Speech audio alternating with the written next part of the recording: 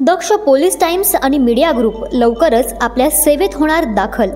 संपूर्ण महाराष्ट्रभर वितरित होणाऱ्या दक्ष पोलीस टाइम्सचे नवे स्वरूप, नव्या दालनाचा भव्य शुभारंभ गुरुवार दिनांक 26 जून 2025 रोजी सायंकाळी।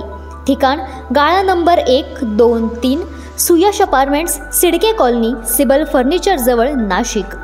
दक्ष पोलीस टाइम्स सोबतच Daksh police news, Nashik police times, रयतेचा आवाज, नाशिक विकास या माध्यमातून पत्रकारितेत पुन्हा एकदा दमदार पाऊल। दक्ष मीडिया ग्रुपचे प्रेरणास्थान, संस्थापक तथा खलाणे गावचे माजी सरपंच माननीय विजयजी टाटिया, समाजमनाचा आरसा बनलेल्या निर्भीड निपक्ष वाटचाल करणाऱ्या दक्ष मीडिया ग्रुपची पुन्हा जोरदार आणि दमदार सुरुवात। कार्यक्रमाला अवश्य यावे, आम्ही आपली वाट पाहतोय। स्वागतोत्सुक तुषार बाफना, मनोज टाटिया, किरण सावंत आणि मयूर टाटिया। कायदेशीर सल्लागार ॲडव्होकेट भूषण टाटिया आणि ॲडव्होकेट भाग्यश्री टाटिया मुथा।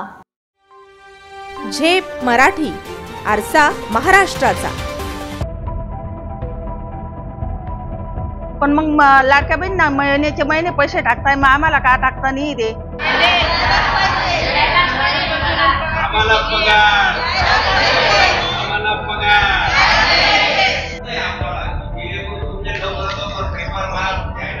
राज्य सरकारकडून लाडकी बहीण योजनेस प्राधान्य देत महिलांच्या खात्यावर नियमितपणे पैसे जमा केले जात असतानाच दुसरीकडे मात्र श्रावण बाळ, संजय गांधी निराधार योजना, इंदिरा गांधी वृद्धकाळ पेन्शन, अपंग योजना यासारख्या जुन्या आणि महत्त्वाच्या योजनांकडे सातत्याने दुर्लक्ष होत असल्याचा आरोप धुळे जिल्ह्यातील बाळापूर येथील लाभार्थ्यांनी केलाय।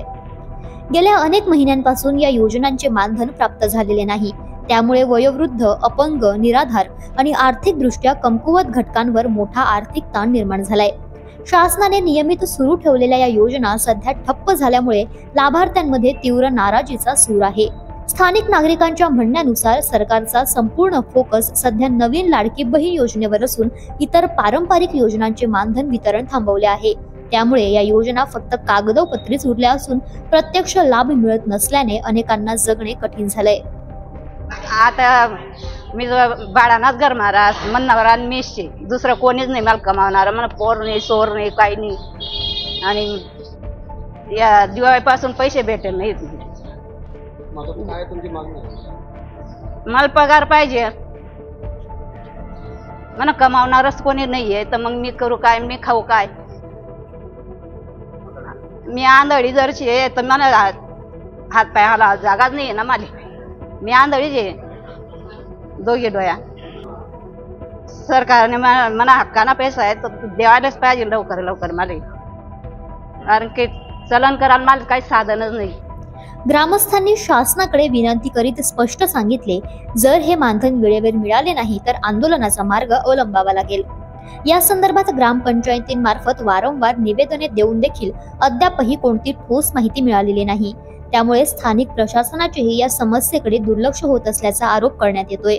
अशाच वेगळ्या आणि ताज्या बातम्यांसाठी पाहत रहा झेप मराठी, आरसा महाराष्ट्राचा। संपादक प्राध्यापक अनिल चव्हाण, धुळे।